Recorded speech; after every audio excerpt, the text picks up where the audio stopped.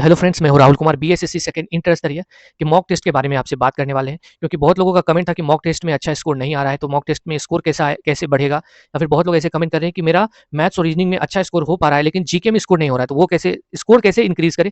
Finally यही है।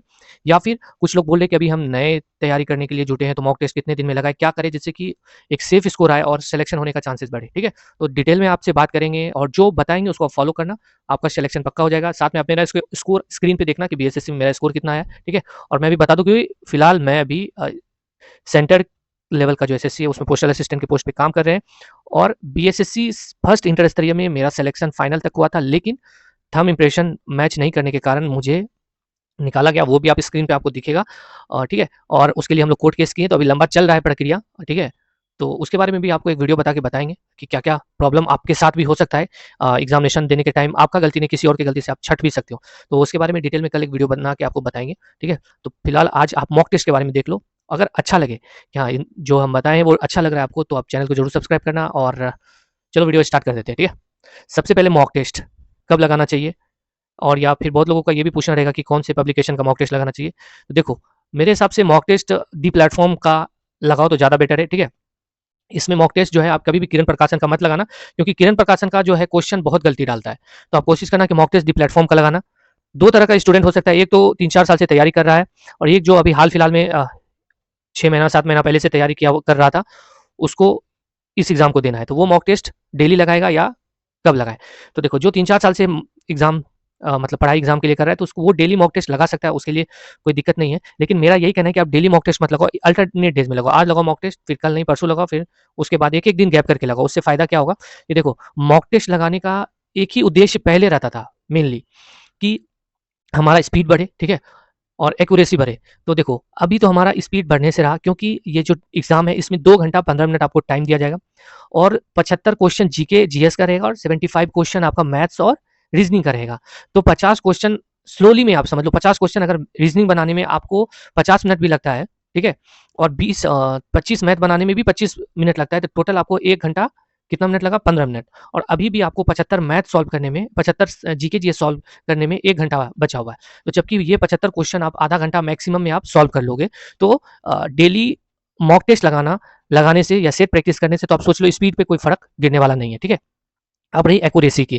ठीक है, तो एक्यूरेसी आप मेंटेन कर सकते हो अल्टरनेट डेज में बनाकर। एक्यूरेसी मेंटेन करने के लिए सबसे पहले तो आपको क्वेश्चन आना भी चाहिए। ठीक है, क्वेश्चन आना भी चाहिए। अगर आपको क्वेश्चन आ ही नहीं रहा है तो एक्यूरेसी मेंटेन कैसे करोगे। और क्वेश्चन कब आएगा, जब तक आप ज्यादा से ज्यादा बुक पहले पढ़े हुए रहोगे, तभी आपको एक्यूरेसी आएगा। ठीक है, तो आपको करना क्या है, कितना भी आप दिन से तैयारी कर रहे हो, तो आप डेली मॉक टेस्ट मत लगाना, अल्टरनेट डेज में लगाना, एक एक दिन गैप करके। ठीक है, और आप ज़्यादा से ज़्यादा कोशिश करना, जैसे आपको अगर रीजनिंग रीजनिंग डेली बनाना है, आपको अगर रीजनिंग बनाने टाइम 42 42 43 क्वेश्चन डेली सही हो भी रहा है, फिर भी आप डेली रीजनिंग जरूर बनाना। ठीक है, क्योंकि एग्जामिनेशन हॉल में अभी क्या होता है कि आप अगर बहुत दिन से तैयारी कर रहे हो, तो हो सकता है रिपीटेड क्वेश्चन आपको बार बार मिल रहा है, तो आप अच्छे से सॉल्व कर दोगे। लेकिन एग्जामिनेशन में थोड़ा डिफरेंट क्वेश्चन रहता है, इसलिए जितना ज्यादा आप सॉल्व किए रहोगे उतना ज्यादा आपको फायदा मिलेगा। ठीक है, तो रीजनिंग हो गया। किसी भी चैप्टर को बनाने से पहले उस चैप्टर का थ्योरी आपको पता होना चाहिए। जैसे पास आप बना रहे हो, तो पास का टोटल कितना थ्योरी है वो पता होना चाहिए। अगर वो पता नहीं होगा तो आपको बाद में दिक्कत होगा। अंदाज पे कभी मत बनाना, प्रैक्टिस करने टाइम अंदाज पे कभी मत बनाना। जितना हो सके टाइम लगा के रीजनिंग बनाना। ठीक है, 50 क्वेश्चन अगर आप डेली प्रैक्टिस के लिए रीजनिंग लगाते हो, तो 1 घंटा अगर उसमें टाइम लगता है, तो 1 घंटा लगा के एकदम रीजनिंग बनाना, ताकि आपका माइंड उस तरह से काम करे। ऐसा नहीं कि फटाक से टिक मार के आगे बढ़े, नहीं, एकदम सोच के कि हाँ ये एकदम परफेक्ट आंसर होगा, तो तभी टिक लगाना। प्रैक्टिस करने में 50 क्वेश्चन में घंटा भी लगता है तो लगाना। ठीक है, उसके बाद मॉक टेस्ट जब लगाओगे तो वो आपका टाइमिंग सही हो जाएगा, क्योंकि बीएसएससी में बहुत टाइम दिया है। फिर हो गया मैथ्स। मैथ्स में तो आपको पहले ही बताया कि आर एस अग्रवाल के बुक से आप सॉल्व करने की कोशिश करना। आपका बस अर्थमेटिक अंकगणित को ज़्यादा से ज़्यादा बनाना, नंबर सिस्टम से स्टार्ट करना। किसी भी चीज़ को आप ये मत समझना कि यार ये नहीं पूछेगा, ये हल्का सवाल है। नॉर्मल मीडियम कंसेप्चुअल क्वेश्चन रहता है, जो कि बहुत लोग नहीं कर पाता है। ठीक है, आपको लगेगा अरे यार 25 लाख फॉर्म गिरा है सीजीएल के लिए, इधर के लिए ये लड़का बैठेगा वो लड़का बैठेगा, कैसे हो पाएगा। आप सिर्फ अपने आप पे विश्वास करके रेगुलर वे में तैयारी करते रहो, आपका सिलेक्शन पक्का हो जाएगा। मुझे भी डर बहुत लगता था, लेकिन जो जेन्युइन वे में तैयारी है, रीजनिंग डेली बना रहे थे, मैथ्स 25 क्वेश्चन आएगा, हर चैप्टर पे फोकस किए, मैथ्स का जितना भी अंक गणित का है उसको बनाने की कोशिश की आर एस अग्रवाल से। हर एक क्वेश्चन को, ज़्यादा टफ क्वेश्चन को नहीं बनाए, मीडियम क्वेश्चन को बनाने का, मीडियम और एकदम हल्का से हल्का, जो भी चैप्टर पढ़े उसका थ्योरी जरूर जानने की कोशिश की। तो इससे क्या होगा, अच्छा हो जाएगा। ठीक है, ये उसके लिए बता रहे जो कि बहुत दिनों से तैयारी कर रहा है और जो लेटेस्ट भी कर रहा है, दोनों के लिए। फिर मैं तो क्या, बहुत लोग बोल रहे कि जीके में कम स्कोर हो रहा है। देखो, अभी जनवरी फरवरी मार्च में आपका एग्जाम होने वाला है।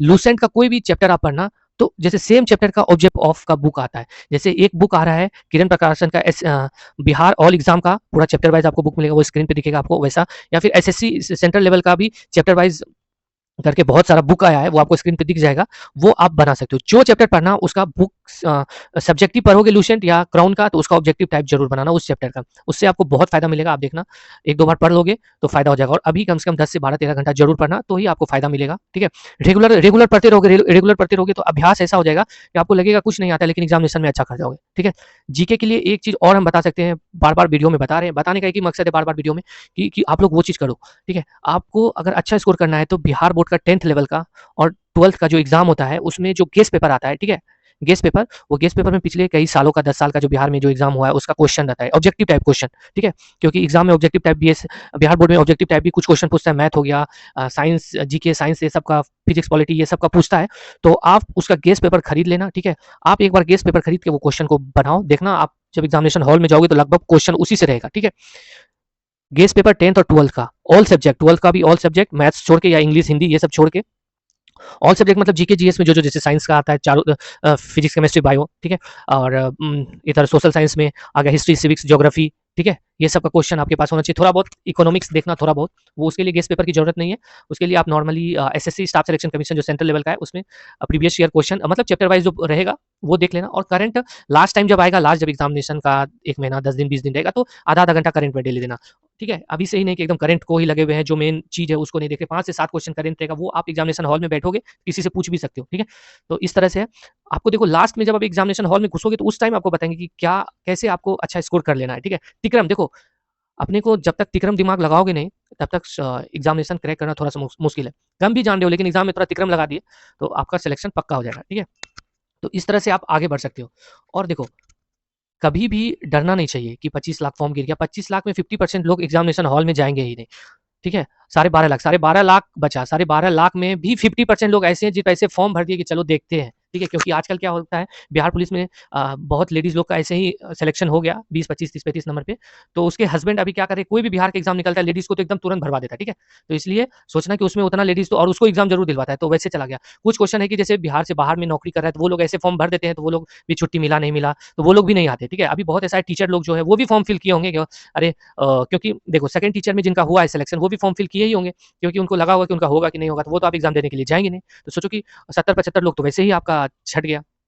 ठीक है, कुछ दूसरे स्टेट वाले भरते हैं तो वो भी आने वाले हैं, आएंगे नहीं आएंगे ये वाले में रहेंगे। तो इसलिए सोचो कि आपको जो है लगभग 2 से 5 लाख के बीच में ही, 2 से 5 लाख के बीच में फाइट है, उसमें भी जो एक्चुअल में स्टूडेंट है वो मात्र 1 लाख स्टूडेंट रहता है। ठीक है, ठीक, तो इसलिए डरना नहीं है, तैयारी एकदम फोकस वे में करना है, 10 से 12 घंटा 13 घंटा अपना पढ़ना है, मोबाइल फालतू चीज़ों में टाइम नहीं वेस्ट करना है। ठीक है, ज़्यादा से ज़्यादा रीजनिंग, ज़्यादा से ज़्यादा मैथ सॉल्व करना है, ये नहीं सोचना है कि अरे यार मॉक टेस्ट में कम नंबर आ गया, क्या करें नहीं करें, आप रेगुलर वे में करते रहो, लास्ट में आप देखना एग्जामिनेशन हॉल में जाओगे तो बहुत अच्छा रहेगा। ठीक है, ठीक, और जैसे जी होता क्या है कि जीके याद करोगे भूल जाओगे, जब तक जीके सब्जेक्टिव पढ़े उसका ऑब्जेक्टिव नहीं देखोगे तो आप भूलोगे, कंफ्यूजन में रहोगे, टिक मारने का क्या मार दोगे क्या। ठीक है, इसलिए हमेशा इस तरह से पढ़ना, ज़्यादा से ज़्यादा तरीका यूज़ करना एक ही चीज़ को पढ़ने के लिए, तो आपको कंठस्थ होगा, याद होगा। ठीक, तो आशा करते हैं कि वीडियो आपको अच्छा लगा होगा। डेली कुछ ना कुछ मोटिवेशन के लिए आपके लिए वीडियो बनाएंगे। एडिट के ऑप्शन के बारे में आप जानना चाहते हैं लेकिन कुछ इसका पता भी नहीं चल रहा है, तो इसके बारे में इसलिए आप लोगों को नहीं बता रहे, लेकिन जिसका अच्छा से फॉर्म फिल या हुआ है या थोड़ा बहुत मिस्टेक हुआ है जिसको इग्नोर किया जा सकता है डॉक्यूमेंट वेरिफिकेशन में, तैयारी अच्छे से करो,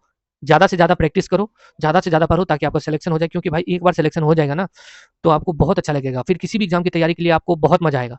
ठीक है, और अगर आप बार बार अनसक्सेस हो गए, थोड़ा सा के लिए ऐसा लगता है कि थोड़ा सा के लिए छूट गए, अगर आप थोड़ा सा के लिए बच रहे हो, आपका स्कोर अभी मॉक टेस्ट में 90 95 100 110 आ रहा है, तो आप और ताकत लगाओ। आपको इसलिए ताकत लगाना है कि जो छोटा छोटा क्वेश्चन आप बना पा रहे हो, लेकिन जो एक्चुअल जो बनाना है वो नहीं बना पा रहे हो, और सिलेक्शन वही होगा जो लास्ट का 10 से 20 नंबर रहता है ना, वो सिलेक्शन करवाता है।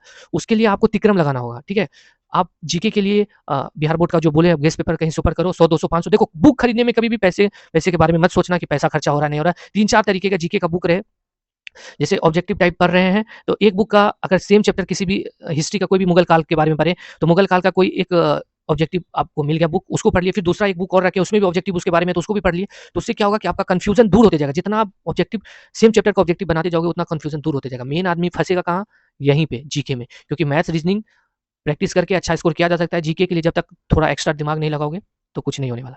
हमेशा बोल रहे हैं जो चैप्टर पढ़ेंगे सेम चैप्टर का ऑब्जेक्टिव, बुक का नाम एसएससी ऑल एग्जाम या फिर एसएससी सेंट्रल लेवल का बहुत सारे का बुक आता है, एक तो मेरे पास जो अभी बुक है जिसको हम ऐसे नॉर्मली देखते हैं क्योंकि एसएससी समान अध्ययन 6500 टीसीक्यू पिनैकल का आता है, इस तरह का बुक है। अभी ये आपको उल्टा दिख रहा होगा, ठीक है? तो वो इसमें भी चैप्टर वाइज़ देखते हैं, बहुत अच्छा-अच्छा क्वेश्चन है और भी आपको स्क्रीन पे लगा देंगे, आप देखना, ठीक है? तो इस तरह से आप अगर तैयारी करोगे तो आपका सिलेक्शन अच्छा हो जाएगा, ठीक है? चलो वीडियो लंबा हो गया, इसके लिए माफ़ी चाहते हैं क्योंकि लग रहा है कि बताएँ आपको ताकि आपका सिलेक्शन अच्छे से हो जाए और बाकी बात कुछ दिक्कत लगता है तो कमेंट करना और हाँ, एक जो मेरा टेलीग्राम चैनल है उसका लिंक कमेंट में डालेंगे, पिन किया हुआ रहेगा, उसको आप जॉइन करना। मैथ्स के किसी भी क्वेश्चन में आपको दिक्कत होता है, तो आप उस पे डालना, उसका सॉल्यूशन रात में ही देंगे क्योंकि हम अभी जॉब कर रहे हैं तो आपको पता ही है कि पोस्टल असिस्टेंट है, जॉब कर रहे हैं तो अ, दिन के टाइम में देना मुश्किल हो जाएगा, तो रात में ही कोशिश करेंगे वो आपके क्वेश्चन का सॉल्यूशन देने का, ठीक है? चलो मिलेंगे नेक्स्ट नेक्स्ट वीडियो में। अगर आपको लगता है कि आपका भाई आपके लिए प्रयास कर रहा है तो चैनल को जरूर सब्सक्राइब करना, मौका मिले तो शेयर भी कर देना, ठीक है? चलो बाय।